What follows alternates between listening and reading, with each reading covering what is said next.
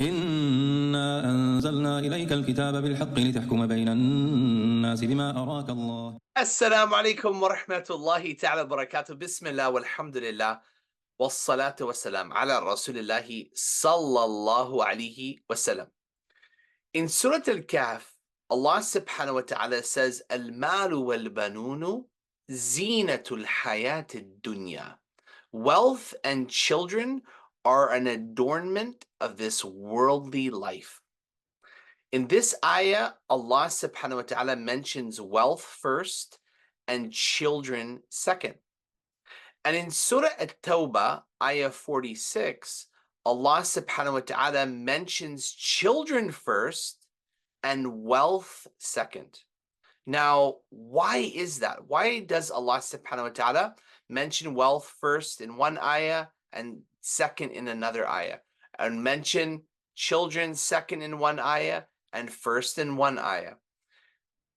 Let's look to the context. In Surah Al-Kahf, Allah's focus here is a zina adornment, right? So how does somebody adorn themselves? By using their wealth, buying nice clothes, buying nice things, buying cars, buying houses, property, jewelry. All of these things are purchased through money. So the main mode of showing off and showing people what you have is through al-mal, through wealth.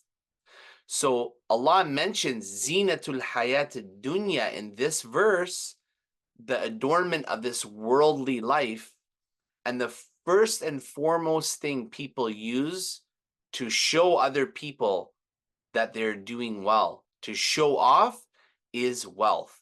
So because of that, in this context, Allah subhanahu wa ta'ala mentions wealth first. But in Surah At-Tawbah, the context is about love.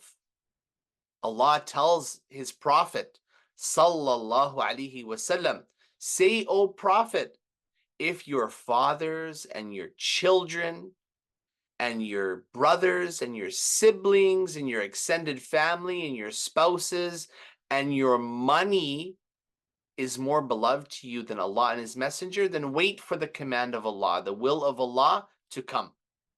So because this context is to do with love, Allah subhanahu wa ta'ala mentions abna'ukum, your children first, and then he mentions amwal, wealth, second, subhanAllah, towards the end of the ayah.